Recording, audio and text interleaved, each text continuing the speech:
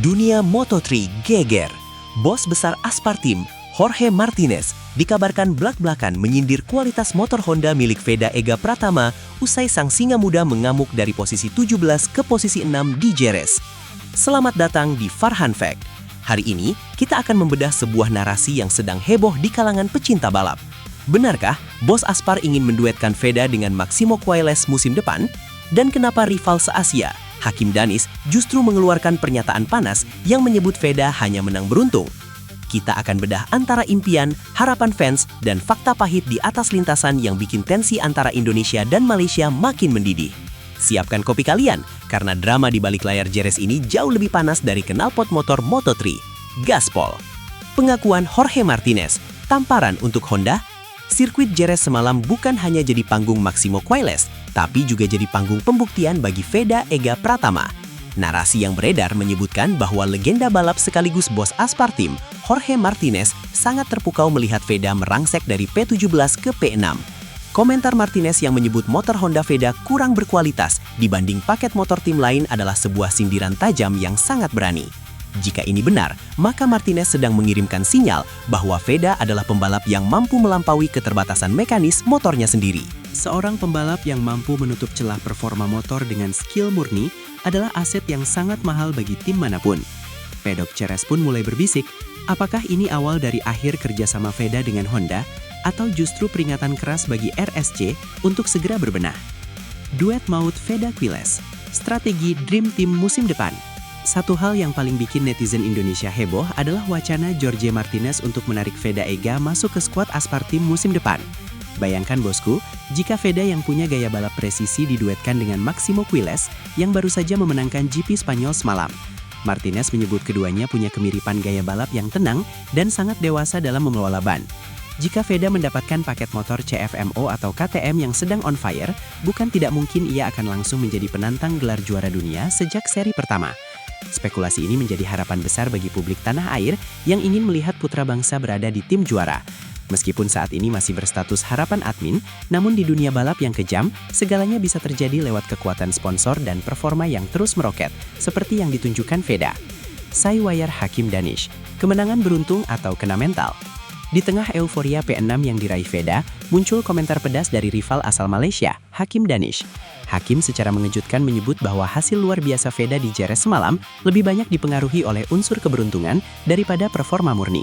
Pernyataan ini langsung membakar emosi netizen karena dianggap tidak sportif menghadapi fakta bahwa Veda harus berjuang dari barisan belakang, melewati puluhan pembalap dunia. Apakah Hakim Danis sedang kena mental melihat progres Veda yang jauh lebih melesat darinya? Dalam dunia balap, meremehkan lawan seringkali menjadi bentuk pertahanan diri untuk menutupi rasa kurang percaya diri. Namun, publik tahu bahwa melewati 11 pembalap di Jerez bukanlah soal keberuntungan, melainkan soal keberanian melakukan late braking dan pemilihan racing line yang sangat akurat di setiap lapnya. Perang mental Indonesia-Malaysia, tensi yang mulai mendidih. Rivalitas antara Veda Ega Pratama dan Hakim Danis kini bukan lagi sekadar soal siapa yang paling cepat sampai di garis finish, melainkan sudah masuk ke ranah perang mental di luar trek. Pernyataan Hakim yang menyebut dirinya punya potensi lebih besar jika kondisi balapan normal, seolah menyulut api persaingan yang makin panas di seri-seri Eropa berikutnya. Bagi Veda, komentar nyinyir seperti ini biasanya justru menjadi bahan bakar tambahan untuk tampil makin menggila di lintasan. Sejarah membuktikan bahwa atlet Indonesia seringkali makin buas saat diremehkan oleh rival serumpun. Pertarungan di seri kelima nanti dipastikan akan sangat emosional, di mana mata seluruh Asia Tenggara akan tertuju pada duel motor nomor 9 dan motor milik Hakim Danis. Siapakah yang sebenarnya lebih pantas disebut sebagai raja baru balap motor Asia di benua biru? Memori Red Bull Rookies Cup, keajaiban Jerez versi 2025. Mari kita bicara fakta sejarah bosku.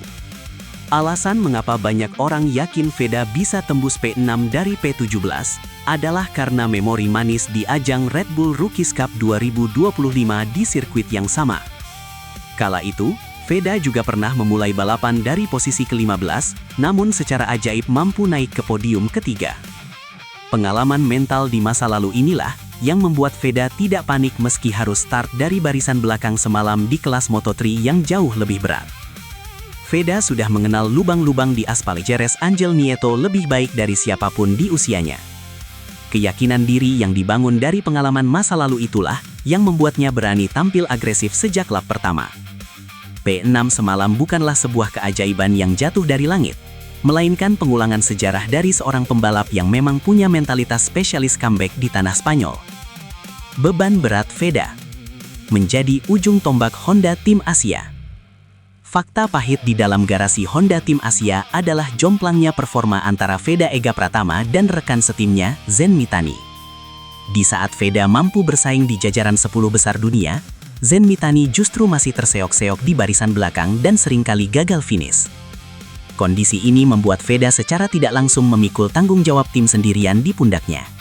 Tekanan menjadi ujung tombak tim pabrikan raksasa seperti Honda tentu tidak mudah bagi seorang remaja 17 tahun. Ia harus memberikan data telemetri yang sempurna agar tim mekanik bisa mengembangkan motor Honda NSF 250 RW yang sedang tertinggal dari KTM. Kesuksesan Veda tembus posisi 6 dengan paket motor yang seadanya adalah bukti bahwa ia adalah pembalap yang mampu menggendong timnya. Tak heran jika bos Aspar mulai melirik Veda sebagai solusi untuk masa depan timnya sendiri. Strategi agresivitas, cara Veda melibas barisan tengah.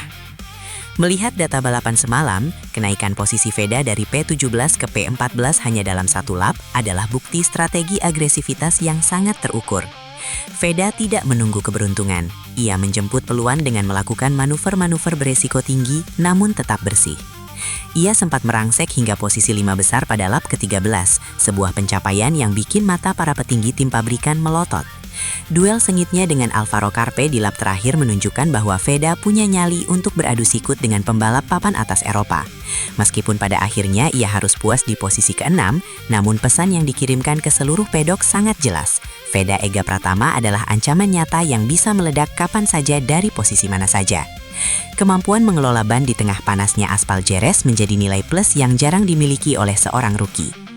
Fakta Hakim Danish, rendah haki di awal, panas di akhir. Jika kita bandingkan dengan klaim di awal balapan, Hakim Danish sebenarnya sempat menunjukkan sikap rendah hati kepada media. Ia mengakui bahwa Jerez adalah sirkuit yang menantang dan memohon doa dari masyarakat Malaysia agar bisa tampil maksimal. Hakim punya rekam jejak yang bagus di Jerez saat masih di Red Bull Rookies Cup dengan koleksi 3 podium. Namun kenyataan di kelas Moto3 2026 ternyata jauh lebih kejam bagi Hakim. Kekecewaan karena tidak mampu menyamai progres Veda mungkin menjadi pemicu munculnya komentar-komentar panas pasca balapan. Hakim menghabiskan waktu 3 minggu latihan intensif di Spanyol setelah seri Amerika. Namun hasil di lintasan tetap menempatkan Veda sebagai yang terbaik dari Asia. Rivalitas ini sangat bagus untuk kompetisi, namun Hakim harus segera membuktikannya lewat aksi nyata jika tidak ingin terus dibayangi oleh nama besar Veda. Potensi motor paket terbaik. Berandai-andai Veda di atas KTM. Pertanyaan Martinez soal bagaimana jika Veda mendapatkan paket motor terbaik adalah sebuah spekulasi yang sangat menarik untuk dibedah. Di kelas Moto3, perbedaan sepersekian detik sangat ditentukan oleh akselerasi motor keluar dari tikungan. Motor KTM dan CF Moto saat ini diakui memiliki keunggulan tenaga di putaran bawah dibandingkan Honda. Jika dengan motor Honda saja, Veda bisa bersaing di posisi 6 setelah menyalip 11 pembalap, bayangkan jika ia dibekali motor yang mampu diajak beradu drag di lintasan lurus. Veda mungkin tidak perlu memulai dari P17 karena bisa mengunci posisi front row saat kualifikasi. Pengakuan Martinez ini secara tidak langsung menjatuhkan martabat departemen balap Honda, sekaligus mengangkat martabat Veda sebagai pembalap yang punya skill murni di atas rata-rata. Dunia kini menanti, apakah HRC akan memberikan upgrade besar atau membiarkan berliannya diambil orang. Veda adalah realita, rivalitas adalah bumbu. Sebagai penutup dari kegaduhan di Jerez semalam, Farhan Fek ingin menegaskan bahwa performa Veda Ega Pratama adalah realitas prestasi yang tak terbantahkan. Mau disebut beruntung atau apapun oleh rivalnya, angka P6 dari P17 adalah fakta sejarah yang sudah tertulis di buku Dorna. Komentar Jorge Martinez mungkin merupakan strategi untuk mendekati Veda di masa depan. Sementara komentar Hakim Danish adalah bumbu penyedap yang bikin kompetisi ini makin layak diikuti. Perjalanan di benua biru baru saja dimulai, dan Jerez telah memberikan sinyal kuat bahwa Indonesia punya petarung yang disegani oleh kawan maupun lawan.